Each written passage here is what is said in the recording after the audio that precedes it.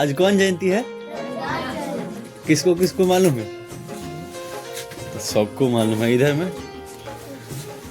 अच्छा, ये रविदास जयंती आज कौन सा नंबर पे मन रहा है? जैसे होता है ना 10वां 20वां 50वां, आज कौन सा मतलब वो नंबर कौन सा है? गलत है, नहीं, सब कोई लगा रहा है। कौन सा नंबर? 649वां, 649वां जयंती मन रहा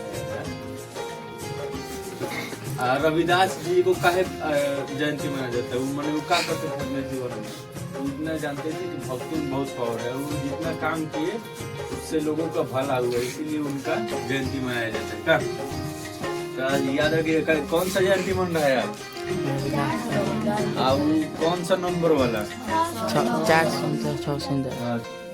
तो ये लगभग कितना दिन पहले से मनावल जाता है? 20 साल 25 साल। सीधा सीधा है 649 साल पहले से मनाया जाता होगा। शताब्दी अभी कौन सा शताब्दी चला था? 21वीं शताब्दी। अभी 21वीं शताब्दी चला था, यानी कि 15 6 21। 21।